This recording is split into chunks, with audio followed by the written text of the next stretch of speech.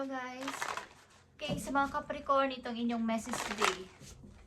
January 20, 2026 guys. Capricorn, this is for you. Dapat niyong malaman sa iyong sarili guys. Today, simula sa araw na to. Capricorn. I need message for Capricorn. Para sa kanilang sarili. Okay, Capricorn. Para sa inyo to guys, escapist is here. Come home to yourself. Okay. Come home to yourself. Paminsan-minsan is magbalik kayo sa inyong sariling tahanan. Sa inyong sarili mismo. Paminsan-minsan isipin ninyo ang inyong sarili na magpahinga at magbalik sa yung inyong inner child, guys. Okay? Hindi lang trabaho ng trabaho, hindi lang mga problema everyday. Yung dati ninyong ginagawa is mukhang namimiss ninyo yung inyong sarili. Okay? Yung dati kayong nakakakain ng mabagal, nakakakain na nai-enjoy nyo yung pagkain ng matagal na nakaupo. Yung nakakapanood kayo ng TV ng medyo matagal na walang inaalala sa paligid. Okay, ilan sa inyo is 32 years old? Okay guys. Capricorn, come home to yourself paminsan-minsan kahit sa inyong holiday is magtuon kayo, magbigay kayo ng oras sa inyong sarili. Kailan nyo ba tinanong inyong sarili kung kayo ay kailan naging masaya? Kailan nag-enjoy? Kailan nagkaroon ng time na madami sa inyong sarili? Okay. Tignan natin ang inyong sitwasyon, Capricorn. Sa mga Capricorn na bibigyan ng message today, January 20, 2026. Ano ang dapat nyong malaman dito sa come home to yourself? Parang gusto ng ilan sa inyong makatakas sa kung ano man ang inyong dinadala ngayon na problema. Okay, Capricorn. Andito ang Emperor sa inyong reading. Okay, ito ay Aries energy. Pati ito ay isang fatherhood figured. Parang may kasama kayo sa buhay na panadikta. Okay, parang sinasabi nila parang tatay kita. Lagi mo kong dinidiktahan. Ikaw yung nagkukontrol sa lahat ng plano. Okay. Or kailangan ninyong maging isang emperor sa inyong sarili. Yung ikaw yung magdesisyon simula sa ngayon. Ikaw yung magpakita sa kanila na kaya mong pagdesisyonan lahat ng iyong gagawin. Maging provider sa inyong pamilya. Okay. Capricorn, maaaring ikaw ay isang tatay o isa kang butihing ama sa inyong pamilya. At andito yung ikaw, iniisip mo na i-provide o gusto mong ikaw yung palaging sinasabihan ng kanilang mga problema. Ikaw yung, maybe ikaw yung isang person na laging sumbungan ng iyong mga kapatid, laging sumbungan ng iyong mga nakakabatang kapatid o ng mga tao sa paligid mo. Sa iyo naghihintay ng desisyon sila bago sila gumawa ng anumang aksyon. Ikaw yung una nilang nilalapitan. Ikaw kasi yung nagdi-decide. Okay, at ikaw yung sinusunod nila. Okay. Tingnan natin yan guys. Capricorn, andito ang Page of Wands. Marami kang gustong gawin. Pero hanggang doon lang muna. Gusto ko nito. Need ko nito. About ito sa inyong passion. Sa gusto ng inyong puso. Okay. Nandito yung Six of Pentacles, guys. Marami rin kayong gustong tulungan. Kahit wala nang natitira sa inyo, is kabilaan is tumutulong kayo. Kahit na sabihin natin na kayo ay minsan naluloko o madalas kayong maloko o mapagsinungaling ng iba, is wala kayong hinihindian sa pagtulong. Pero, andito yung dumarating na yung time sa inyong sitwasyon na tinitimbang nyo na yung mga bagay sa pagtulong. Alam nyo kung sino dapat nyong bigyan ng mas marami at kung sino yung dapat ninyong kontrolin na bigyan. Okay. So, sa madaling salita, kayo ay maraming responsibilidad maybe sa inyong pamilya. Kabilaan ng mga nanghihingi sa inyo ng money tulong, payo at kung ano-ano pa guys. At nandito ka sa time na nakahang. Alam ko naman ang nangyayari sa paligid ko, kaya lang hindi ako makapagdesisyon. Kaya nga nandito ang Emperor. As sa Emperor, matagal kang mag-decide pero alam mo sa sarili mo na kapag nagdesisyon kayo na yung final. Okay. At andito ang the Star. Gusto mo ng bago, revert sa iyong sarili na sa ngayon kaya is sarili ko naman yung isipin ko. Okay? Kaya nandito ang escapist. Come home to yourself.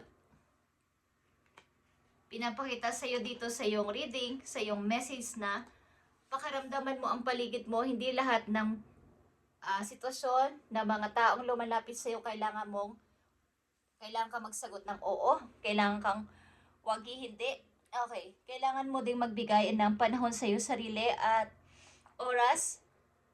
Huwag kang basta oo ng oo sa kanilang mga hinihingi sa'yo kung walang-wala ka na talaga at kailangan mo din magtira para sa sarili mo. Okay? Kailangan mo din magpahinga. Para sa iyo ang reading na to, Capricorn, gusto mo matupad mulit ang iyong mga na-miss na opportunity sa iyong mga nakaraang taon sa buhay. Meron ka ulit gustong simulan at kaya nandito ang Emperor. Andito yung hindi makapagdesisyon ang ilang Capricorn dito.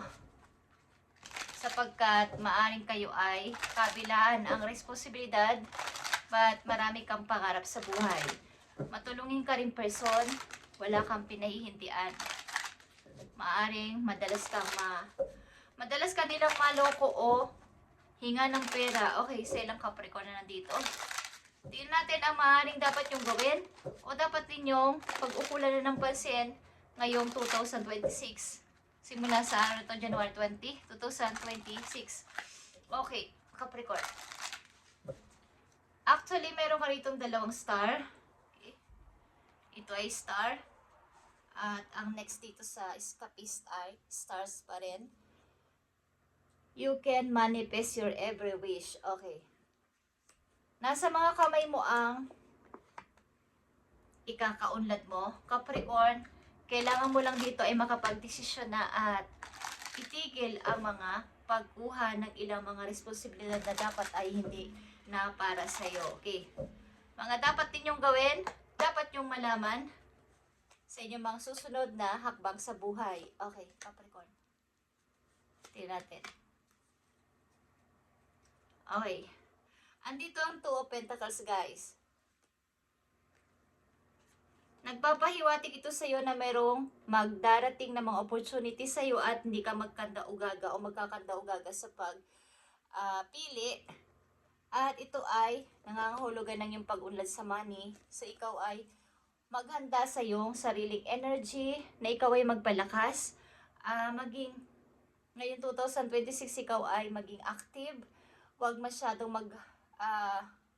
magpa-stress at baka yung mga darating na opportunity sa iyo ay hindi mo ma-accept o hindi mo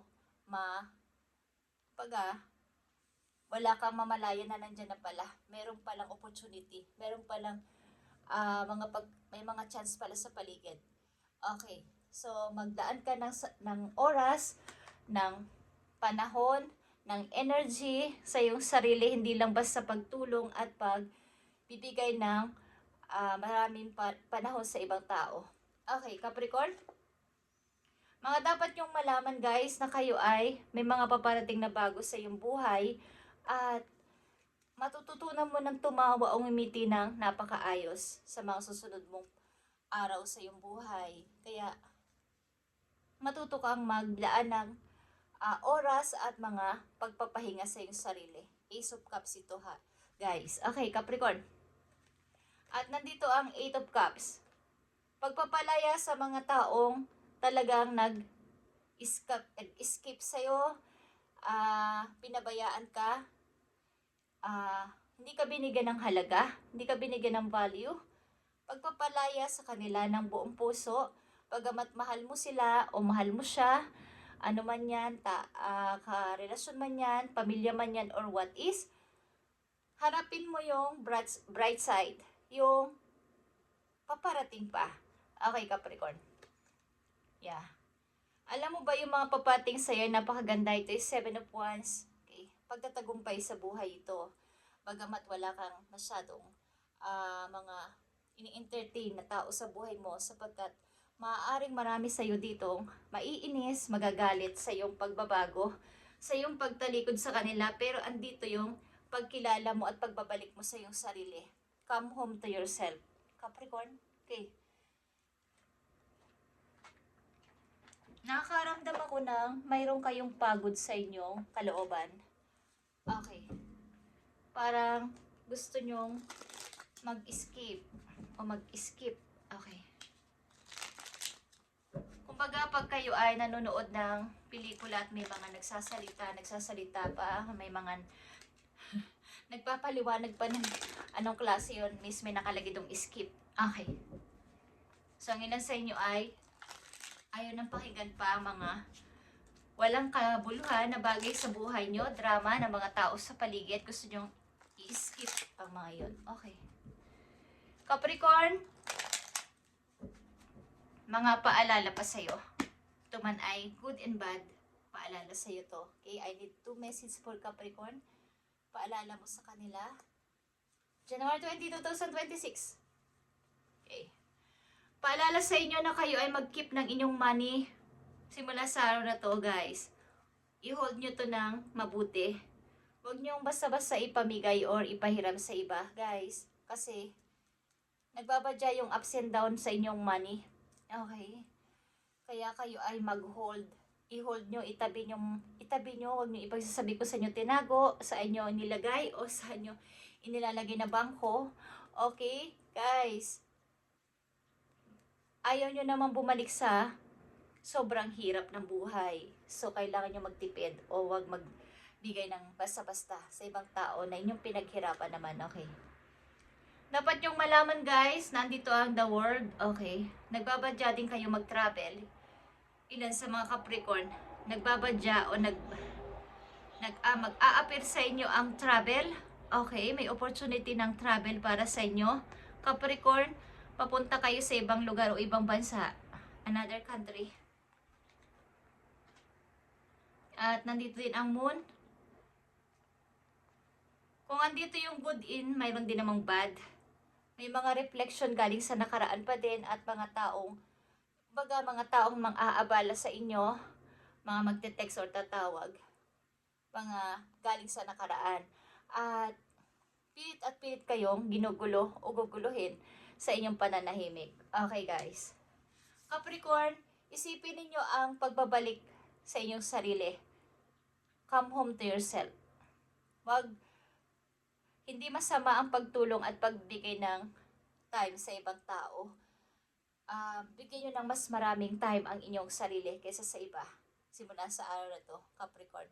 Thank you and God bless, Capricorn, at pagpalain kayo ni God sa inyong mga gagawin pa. At paplanuhin na ito, kayo ay ingatan ninyo ang inyong ipon at huwag basta-basta maniwala sa pagpapaawa ng iba na hindi naman sila totoong nangangailangan ng help. Okay, Capricorn? Thank you and God bless.